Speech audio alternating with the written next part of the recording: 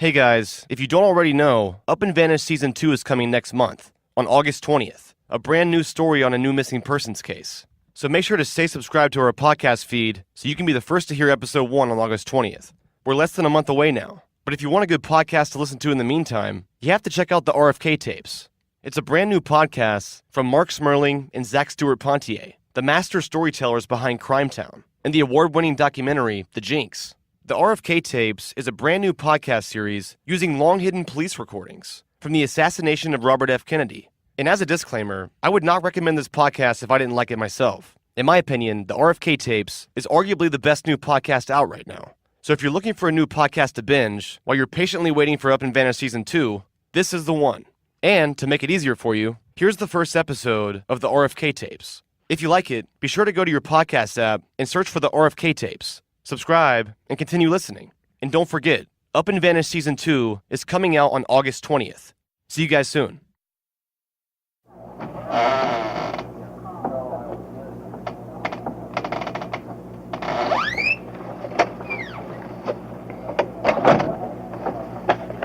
My name's Sergeant Jordan. This is Rampart Detectives.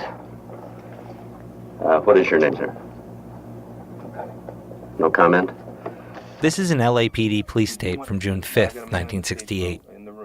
It's the middle of the night in an interrogation room at the Ramparts Division in downtown Los Angeles. All right, I have to advise you that you have a right to remain silent, and if you give up the right... Sergeant Jordan speaks to a young man, early 20s, short. He's a little beat up and breathing heavily. You understand this? Now, you're shaking your head. You do understand me. All right, now, would you tell me what your name is? I'm going to abide by your first admonishment, sir, to the right of keeping silent. I want to abide by your first admonishment to the right of keeping silent, the man whispers. By this, you not only wish to remain silent as to any part of this case, but you do not wish to identify yourself? He won't reveal his name. All right, sir, that is your privilege. And what's so strange about that is that this quiet young man has just inserted himself into American history in the most explosive and public way imaginable. He's been arrested for something that you only do if you want everyone to know your name. Now, is this all your property here? I mean, is there any outside? I don't want it to get lost. Sergeant Jordan catalogs the items found on the suspect at the time of his arrest. I also have a comb, a key, and a clipping here. You and your friends are cordially invited to come and see and hear Robert Kennedy on Sunday, June 2nd, 1968 at 8 p.m. the Coconut Grove, the Ambassador. Thank you very much. We have 2 unexpended cartridges, which appear to be 22 caliber. All right, now, would you tell me what your name is? Maybe what we're hearing here is someone who just wants to relish his last moment of anonymity. You can find out anyway. All they have to do is print you. Might as well tell us. Or maybe what we're hearing is someone who has no idea what he's just done.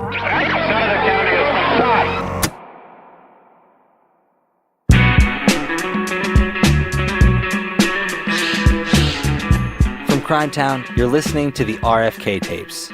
I'm Zach Stewart-Pontier. Over the next 10 episodes, we're going to plunge into the vaults of the Robert F. Kennedy assassination. It's a murder that changed the course of American history, and a case authorities have claimed for the last 50 years was open and shut.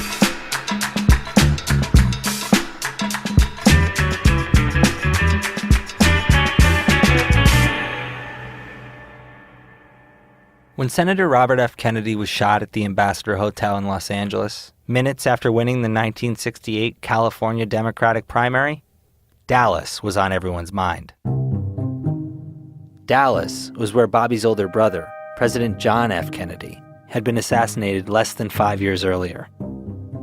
There, a sloppy investigation and the murder of the only suspect in the case had left public doubts and swirling conspiracy theories about who had really killed JFK. And so, after RFK was shot, in the early morning hours of June 5th, 1968... The date is June 4th, 1968. They recorded everything. Excuse me, Jack, it's June 5th. Pardon me? June 5th, 1968. The time is 2:35 a.m. This would not be another Dallas. Could we just go over what you saw and what happened? Olympic track star Rafer Johnson describes the scene at the Ambassador Hotel just before the election results came in. TV camera set up back here high. And then just people everywhere. All these were filled with people. We have a call here for Senator Kennedy, that Senator Kennedy will be the victor in California. Here he is now. He's entering the ballroom, and you can hear the cheers from his supporters. The senator made his way to the podium and quieted down the crowd. Thank you very much. Thank you very much. Thank you very much. I want to express my gratitude to my dog Freckles, who's been maligned. And I'm not doing this in the order of importance, but I also want to thank my wife Ethel. Supporters were celebrating what they hoped would be the beginning of a new era of healing for a deeply divided country. And what has been going on within the United States over the period of the last 3 years, the divisions, the violence, the disenchantment with our society, the divisions, whether it's between blacks and whites. Martin Luther King had been assassinated in Memphis just 2 months earlier. Between age groups or on the war in Vietnam. The Vietnam War was sending thousands of young Americans home in body bags. The country wants to move in a different direction. We want to deal with our own problems within our own country, and we want peace in Vietnam. For many, Robert F. Kennedy was the answer. So we can start to work together. We are a great country and a compassionate country, and I intend to make that my basis for running and over the period of the next year. When he finished, there was just a mass of people moving up. There was press all around him. He was surrounded. He went through a door on this side and behind the stage into what looked like the kitchen. Rafer Johnson tells the cops that he followed Kennedy into the kitchen pantry. This is one big room, like a kind of a hallway through. There's a big table here, and the chefs are running back and forth with the food, and everyone through this hallway. A young security guard named Payne Lindsey had Kennedy by the arm. I had a hold of his arm here, and I was pushing people with my other arm. And at that moment, when we got to the edge of the steam table, he had reached out and sort of turned to shake hands with somebody. People were pressing in pretty close. Now, at that time, I just happened to look up, and that's when I seen, all I could see was an arm and a gun. Senator Kennedy has been shot. Is that possible? Is that possible? Oh, my God. Senator Kennedy has been shot, and possibly shot in the head. The senator slumped to the ground as Kennedy's supporters pounced on the shooter. He still has the gun. The gun is pointed at me right at this moment. Get the gun. Get the gun. Get the gun. George Plimpton, Plimpton. George Plimpton, the famous writer, explains to the cops how he grabbed the gunman. I grabbed an arm that had the gun in it and bent him over this steam table here. His hand is frozen. Take a hold of his thumb and break it if you have to. Get his thumb. Other persons or other people that grabbed him also? Yeah, Rosie Gray then came and helped. Rafer Johnson then came and helped. That's it, Rafer. Get it. Get the gun, Rafer. We had his hand with the gun in it. It kept weaving around like this. He was very strong for a small man. Hold him, Rafer. We don't want another Oswald. Hold him, Rafer. Keep people away from him. To get the gun away, it takes a crowd of people, including a famous writer, an Olympic athlete, and a former NFL lineman. His arm was on the steam table, and the gun finally was popped out of his hand. Ladies and gentlemen, they have the gun away from the man. It was handed to Rafer. And now, I understand you have possession of the gun. Yeah. We'll take possession of it here. At the station, the officers get their first look at the murder weapon. Yeah, must be a 22, huh? God damn things. And Ivor Johnson, cadet, model 55A. Oh, these goddamn number kill more. Model number 50. I would guess that most of the shots are fired. 3, 6, 8. 8 shots expended. Fired every one of them. No wonder everybody's laying on the ground. Then, Plimpton offers the police a description of the young man with the gun. Could you describe him? Either Filipino or Mexican-American, I would guess. Do you recall his hair? Dark. Dark hair? Yeah. Any other? Small. He was a small man, slight man. Small, face and a thin, small mouth. I can tell you all about his eyes. They were dark brown, enormously peaceful eyes.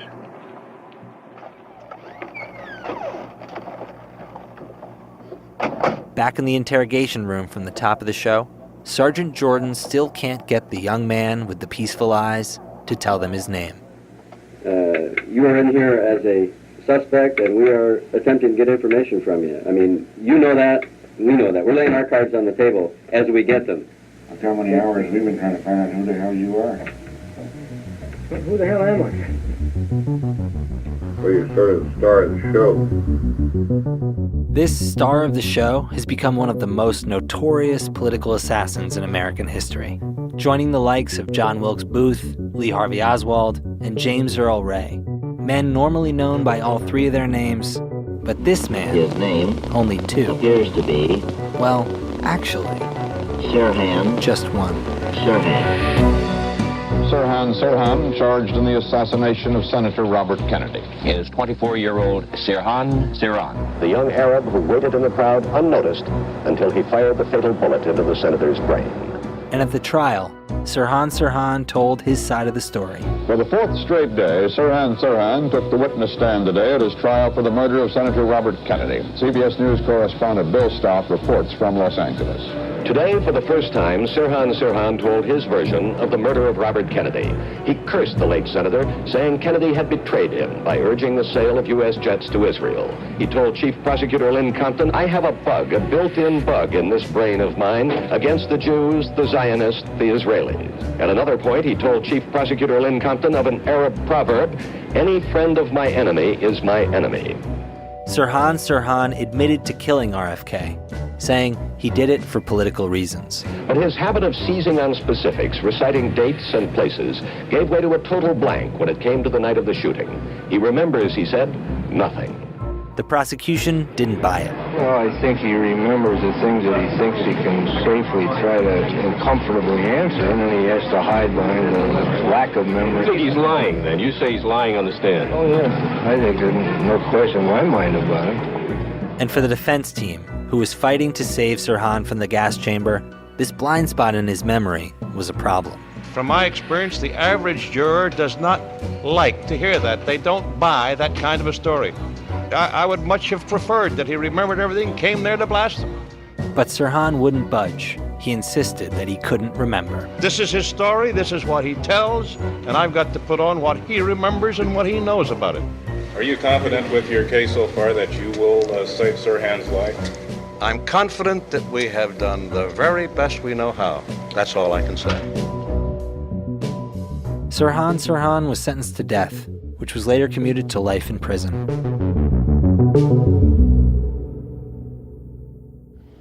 The first thing I said when Senator Kennedy was killed was that we are not going to have another Dallas here. Now, this was obviously an open and shut case right from the beginning. For law enforcement, the case was a triumph. They had successfully closed a major political assassination without any lingering questions or public doubts. We are satisfied that Sirhan Bashir Sirhan is the murderer of Senator Robert Kennedy, and only he alone is the murderer. Photographs, physical evidence, and all the tapes the police recorded, it was all locked away. We've interviewed 4,000 people, and we've done it because someday somebody, for purposes best known to themselves, is going to try to prove that Sirhan didn't do it, that this was a conspiracy, that this is some big mysterious plan that, in spite of all the investigation, we haven't been able to uncover. We knew it would happen. And it did happen. It absolutely did. That person that the district attorney predicted might come along one day to try to poke holes in his perfect open and shut case, he showed up. One afternoon, in the tape deck of my parents' car. Good evening. I'm Bill Klaber, and tonight we're going to take another look at the assassination of Robert Kennedy. It was the 90s. I was 10 years old. My dad was the editor of the local paper in our small town in upstate New York, and a family friend named Bill Klaber had given my dad a tape of a radio show he'd made. Thought it might make for a good print feature. My dad put it on in the car. Was Sirhan, as we were told, really a fanatical Arab nationalist? Or was he, as some think, A robot assassin? Did Sirhan even murder Robert Kennedy? Or did someone else? Did the Los Angeles police conduct an honest investigation, or was there a massive cover-up? My dad ended up passing on the story. He thought it was kind of out there. But I was taken with this tape. I didn't know who Robert Kennedy was. I didn't really know what a conspiracy theory was either. But this idea that it was possible to uncover hidden stories and unanswered questions just beneath the surface of history, that was big and scary and kind of exciting. Historians a century from now will not have to examine these events through the filter of political expedience. They will see a conspiratorial mosaic, incomplete but unmistakable. For WJFF in Jeffersonville, New York, this is Bill Klaber reporting. A couple years ago, as the 50th anniversary of RFK's assassination approached, I thought about Bill again. I wanted to find out what would make him see such a seemingly simple case in such a different and complex way. So, I tracked him down, went to go see him. That's coming up after the break.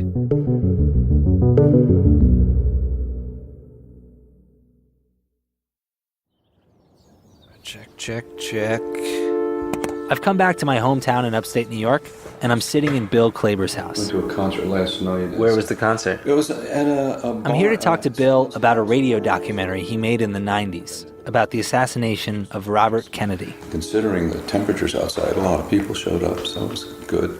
Bill's in his early 70s. He plays softball and volleyball, and he looks like, well, if this was a movie, he'd probably be played by Sam Waterston. You know that guy from Law & Order? We sit down to talk in his home office, surrounded by books, files, and of course, tapes. All the tapes you've been hearing throughout this episode, they all came from Bill. Where are we right now? Just so I can get some levels. Where are we? Yeah. Where are we? Physically. We're in Acidalia. It sounds like it's flour, right? But yeah. It's like a sweet little thing. No, it's named after the acid factories that were here in, like around the time of the Civil War.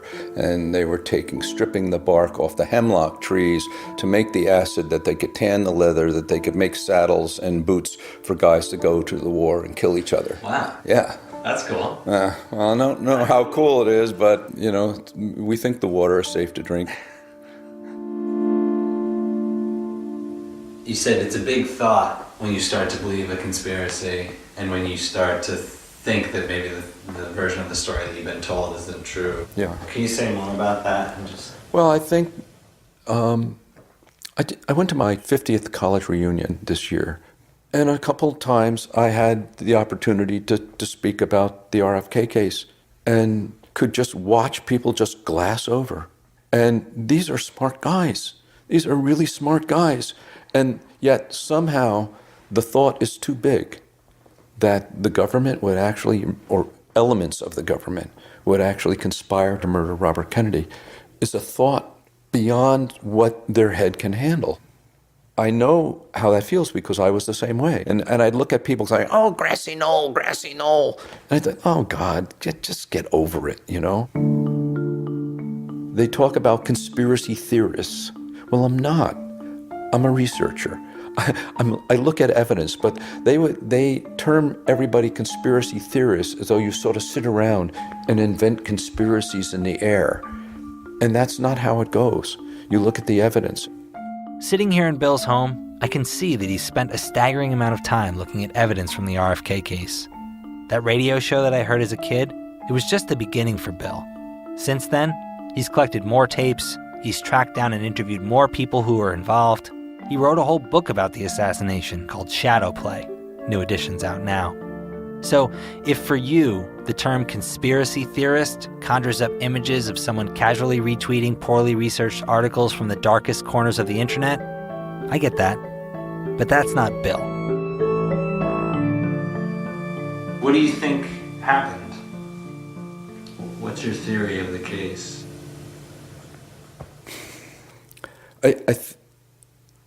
It's a tough one. Everybody believes Sirhan when he offers a motive. Supposedly Sirhan is protecting his people from the jets that Kennedy is going to send to Israel. That's the motive. But Sirhan doesn't remember the crime. And almost everybody's reaction to that is, well, he's just saying that because he wants to get out of it. And that's the natural reaction. All by itself, okay, you went and shot the guy you don't remember, I'm sorry. But it's not all by itself. And that's when Bill takes a hard left onto Conspiracy Street. Kennedy is shot 4 times at close range in the back at a steep upward angle. Sirhan is never really in a good position to do that. First, Bill says, the positioning is all wrong. It turns out that there are more bullets fired in the pantry than Sirhan has in his gun. And he says there were too many bullets. And that's to a virtual certainty. So if 2 guns are firing now in the pantry, there's substantial evidence that none of the bullets from Sirhan's gun ever struck Robert Kennedy. There must have been someone else involved. Quite a few people see a woman in a polka dot dress with Sirhan saying, we shot him, and she runs down the stairs. A girl in a polka dot dress? They went around and appeared to erase all traces of the co-conspirators. I mean, it wasn't an investigation at all. It was all, we interviewed thousands of people. They covered up the tracks of the people who did the murder. That's bullshit, excuse me. You can see how they cook the books, which is not what they're supposed to be doing. So larger forces must have been at work. There are people who say, well, the mob had it in for Bobby Kennedy. The mob would probably put him up to it. I don't know of any cases where the mob hypno-programmed their assassins. They didn't really do business that way. So if the mob didn't hypno-program Sirhan, then who? There were several doctors in California at that time who were working with intelligence agencies on hypno-programming projects to try to figure out how to create a robot assassin. This is certainly a case where that really might have happened. This is a lot of fun. Good. I'm having fun too. Good. So, yeah, there's a lot there. Yeah, big thought. Yeah. Most people can't wrap their hand around it. Yeah, because in order to score any points, you have to get someone to sit down and actually look at it. It's hard to do. And I wonder if maybe we might go back and explore this thing together. Hypno-programming? Robot assassins? I was kind of feeling like one of Bill's incredulous former classmates at his 50th college reunion. But then, he played me this tape. Karen, can you hear me? A tape made in 1969 by psychiatrists who hypnotized Sirhan. I'm going to count to 5, and at the end of 5, you're going to be sound asleep. Now, 1, 2, 3, 4, 5. Maybe hypnotizing Sirhan would unlock his memory of the murder. You're at the Ambassador Hotel. Now remember, this is Tuesday night. You're at the Kennedy reception, Sirhan. They give Sirhan a notebook and a pencil and start asking him questions. I want you to write about Kennedy. Open your eyes and write about Kennedy. Suddenly, Sirhan's hand comes to life and he begins scrawling RFK, RFK, RFK over and over again. Tell us more than his name, Sirhan. Write more than the name. What's going to happen to Kennedy? What's going to happen to Kennedy, Sirhan? RFK must die. RFK must die. RFK must die. RFK must die. You said RFK must die, but when must he die? When is Robert Kennedy going to die? He writes, Robert Kennedy is going to die. Robert is going to die. Robert is going to die. Sirhan, Robert is going to die. Sirhan, who killed Kennedy? Who killed Kennedy? He writes, who killed Kennedy? You're writing the question, write the answer, Sirhan. Go to another one. Is this crazy, Sirhan? Is this crazy writing? Yes, yes, yes, yes, Now, yes, yes. Stop writing the S's. You're like the Sorcerer's Apprentice here. Yes, yes, yes, yes. Are you crazy, Sirhan? Are you crazy? He writes, no, no, no, no, That's no, enough, no. Right? You wrote no. That's enough. Sirhan, if you are not crazy, why are you writing crazy? Practice. Practice for what, Sirhan? Practice for what? Write it down, Sirhan. Practice for what?